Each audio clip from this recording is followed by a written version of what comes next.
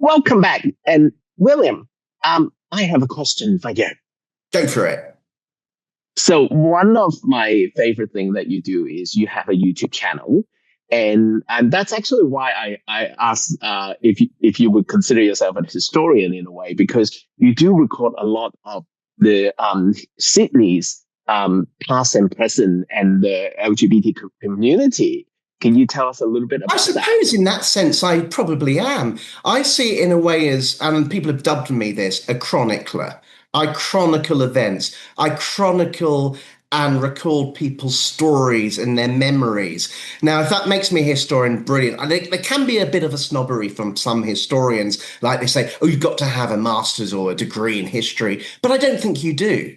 I don't think you do. It's not like being a barrister or a solicitor. It's loving history and trying to document it as best as you can. So yes, I probably am a historian, but the word I always use is a chronicler, a recorder of events and stories.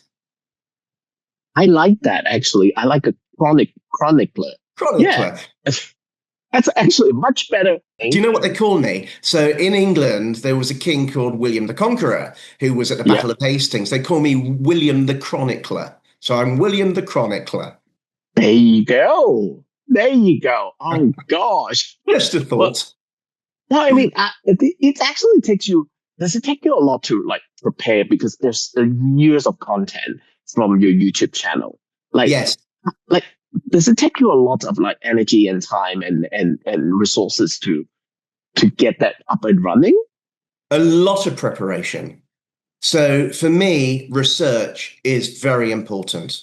Asking the right questions is very important. It's also respectful, because I know some people who will go into interviews without doing any research. And I just think that is not fair on the person you're interviewing, who are giving you their valuable time. I think it's very disrespectful. For me, a good person who's doing interviews, a good historian, a good chronicler will do their research so they understand a bit about the person they're interviewing, but also ask the right questions. Because if you're just asking questions and you don't know any of the answers, you might miss something crucial. Whereas if you've got it in your notes, I must ask this, then at least you can get it in, because people who know a lot about a person might think, why didn't you ask that? Because people often only respond to questions. They might not bring other things in. And the other important thing that a lot of interviewers fail at, and I think it's because they're always thinking of the next question, is always listen to the answer. Because you may have a follow-up question rather than going on to another question which isn't related. And people might think, why didn't you ask them about that? Why didn't you go into more detail? Or it seems as if the interviewer is not interested. You've got to be interested. You've got to be passionate, and you've got to enjoy learning. And sometimes it can be very harrowing, people's stories. But I think the trick is to do your research, because that shows respect. Well, that's one of the reasons that why I'm not keen on doing like AI and things like that. I mean, yes, I occasionally use AI for other things, dating profile, but let's not go into that. I won't ask. Oh gosh, no. But that's true, because if someone come up with, say, a list of questions from an AI summaries, and yes, they would look okay, but then you can't help to feel that the person was just really like physically there, but they're not mentally there, isn't it? I see it a lot. I see a lot of interviewers' eyes glaze over. And I'm thinking, are you interested in this person you're interviewing? You're just like reading a list of questions that aren't related to each other. And I can tell you, back in the 90s, and I've been in this business a long time, I was like that. I would just follow my list of questions, but I wasn't really always listening to the answer. And I learned the tough way, because one of my bosses said, William, you're not asking follow-up questions. You're asking questions that are unrelated, like you're reading from a list. And that's when it hit me. You need to make every question have a segue and to follow on from the other, even if it might take a little bit of a distraction from your original line of questioning, because people are watching the interviews because they want to know the answers. So try not to leave anything out if you can. Don't leave any stone unturned. when did you feel that um, you might have grown that finesse from a list to organically come up with the follow-up questions? Like Well, when did at the, yeah, sorry, go it on. was partly the comment from my boss at the time in the late 90s, but also I've seen a lot of people just glaze over and they just ask question, question, question, but the questions are not related to each other, or they miss something out. Somebody will say something, the interviewee will say something, and I'm thinking, why didn't they pick them up on that? Why didn't they ask a question about that? Or that doesn't seem right. Maybe they should have gone into more detail. And I'm very careful to do that because I don't want to miss any important details of the story. But above all, and I'm repeating myself, so I apologize. Above all, it shows respect for the person you're interviewing, and it's good manners and good etiquette. And do your homework. Do your homework. Bang on. Do your homework. Perfect. Oh gosh, I hope I've done enough homework before this. This is You have. I'm honestly, Arthur, I'm loving your questions. oh, They're thank they're you. thought-provoking. They make me think of the answers. And the fact that I'm answering them as best as I can shows that I'm very comfortable with all your questions. Oh And I gosh. love your interview style. And believe it or not, this is actually the first episode this year that I recorded You're after. joking. I would have thought you would have done this Yes, every week. You're because I brilliant. well, before we go into the book, can you tell us a little bit about his appearance on your channels? What kind of topics did you guys talk about? So when I first went up to Kyogle in 2015, that's, believe it or not, when I started the book. I Oh thought, well, let's gosh. do some videos of his memories of his stage career in the UK and in Australia. Let's tell little anecdotes lasting maybe anywhere from 2 minutes to 5 minutes.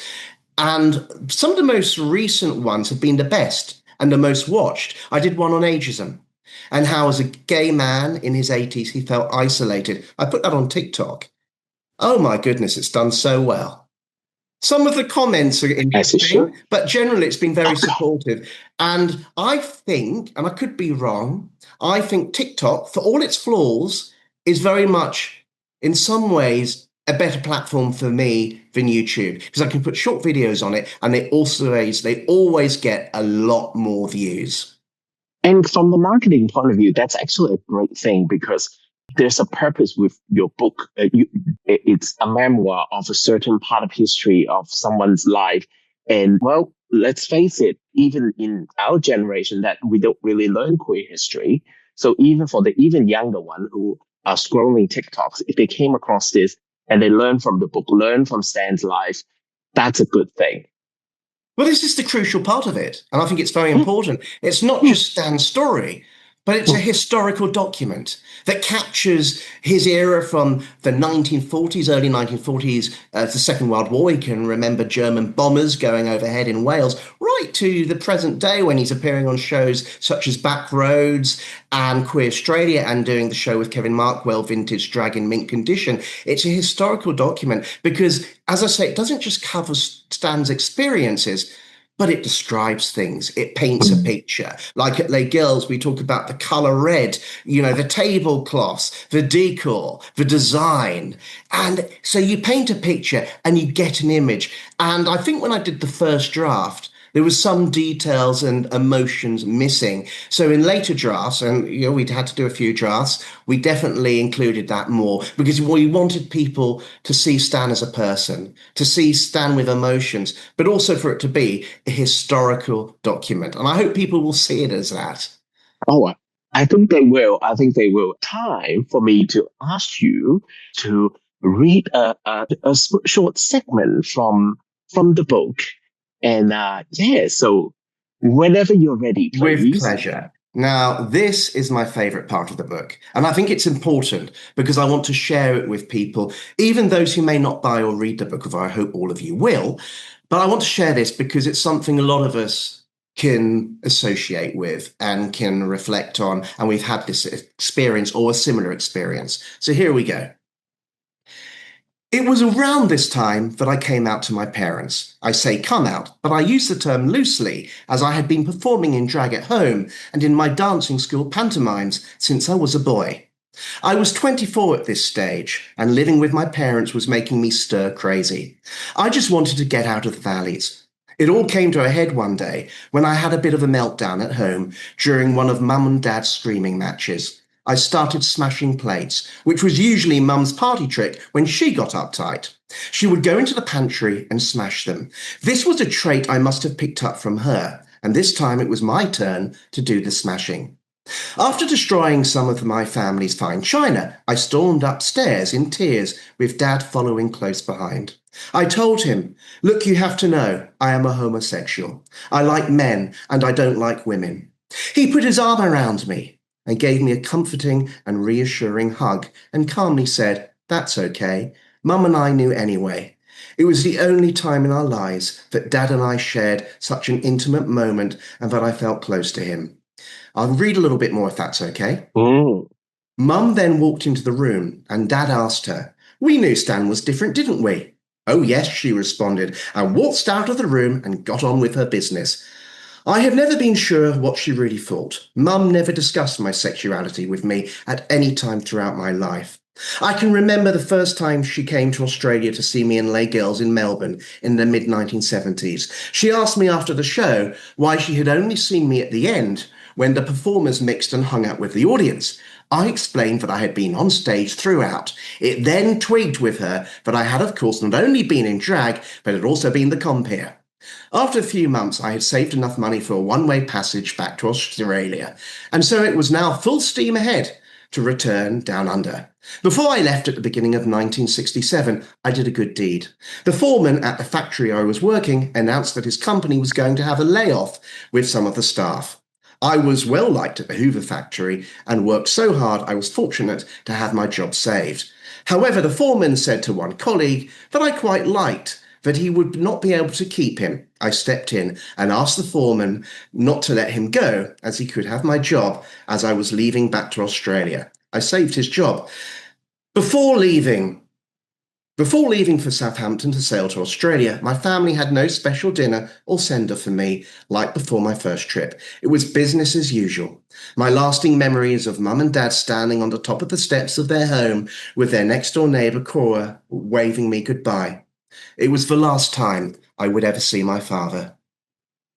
Wow. To me, it's very powerful. It's Yeah. poignant. And it was the only time, it gets me like tearful and emotional every time. It was the only time that Stan's father really showed him any emotion, showed him love, and hugged him and embraced him. And that was the only opportunity. And I feel sadness. It never happened again because he died soon Mm. after. But I also feel happiness and joy that it did happen. It's such a precious moment. And the thing is, we're kind of expecting some big dramatic moments, but then sometimes it's actually these smaller moments that make a mark in your life. And the other thing is, we are living in a day and age that even still now that men are being taught not to show emotions or not to communicate on a deeper level. And that It's can so actually be very true. harmful. It's so true because I think we lose opportunities. We lose Mm, opportunities to share our love with other people, to share those emotions. And I think it's yeah. crucial that we do because otherwise you get lost opportunities and you can have regrets. And nobody wants to have regrets. If you love someone, tell them you love them while they're still alive. Don't wait. And I know it's not easy for everybody. Some of us aren't good at telling people we love them. I can be like that with some people. But I do think it's important to tell people if we love them before it's too late. Should And I can I just apply the pick up on same? something? Can I just pick Oh, up yeah, on go on. something you said about coming out? You know, coming out isn't just about saying I'm gay. It's about living your life and being open about it. Some people never say I'm gay. They just mention their boyfriend casually or their girlfriend casually. But all the time, as gay men, lesbians, bisexuals, transgender, we're constantly coming out because the status quo, even though we're becoming more progressive in some ways, I do worry about the progress we've made being rewound a Oh, little bit in parts God. of the world, but we're always coming out. Like every time you say, "Oh, my boyfriend John," or somebody says to you, "Have you got a girlfriend? What's her name?" You go, "Actually, No, but I do have a partner. I do have a boyfriend, and his name is Stephen or Donal or whatever. We're always constantly coming out. It's not just one process. It's not just one single event. It's constant. It's very true, and it can actually be a really draining exercise because it can be in a workspace, not workplace. Sorry, my tongue got tied up for no reason. No It problem. could It be happens. well, not for a recording day anyway. But sometimes it can be very draining because it can be a workplace, it can be a social situation, it can be a social obligation or something like that. And that's also why that having that awareness that come out journey and surrounding yourself with people that care about what you do and who you are, it's very important. So, and oh gosh, it's So sorry, I lost my train of thought. well, tell your partner, tell your mother, tell your father, tell your son, tell your daughter you love them. Say you're proud of them. I know people who are very stiff upper lip and they hold it back. And my friends say, my dad never shows pride. He never says he loves me. Or they've said to me, I love my father, I love my mother, but I don't know how to tell them. And I say, I know it's not always easy. But if you feel that way, tell them because they'll probably appreciate it. Even though they probably know you love them, to hear it takes it to a whole new level. So please tell people you love them if you love them. Can I apply that to hate? No comment. I cannot possibly comment on that. No, actually, it's so easy for people to put hate out there. But then it's like, you know what? You can balance it up with some love, okay? Absolutely. And we live in a society where there's a lot of trolls, a lot of bots, and particularly now I see comments on my videos, homophobic, transphobic comments, biphobic comments, lesbian phobic comments, ageism, etc. And it's like, why expend so much energy on hating others? Even if you're doing it just for trolling, why get your kicks from putting people down? Why do that? Are you really that pathetic? Are you really that type of person who can't show love, who just has to show hate? And I would always say, if you hate somebody, if it's appropriate, maybe tell them, but the best thing is to cut them out of your life. Block them on social media. Try and get them out of your mind. Don't let them live rent-free. I know it's easier said than done, but it's so easy to let people live in your mind rent-free. It's not worth it, trust me. You've only got one life and life is too short. And I don't know where I heard it from, but I've been using it is I'll take a screenshot of the worst comment, put it on a t-shirt and sell it online. I love that idea. And one of the things is I often think, these people, would they come up and say that to my face? Would they have the courage to approach me and say that to my face? No, because you know what? They're keyboard warriors and they're pretty pathetic.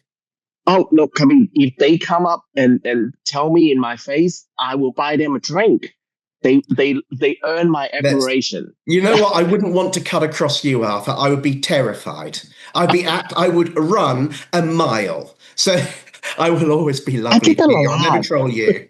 I get that a lot.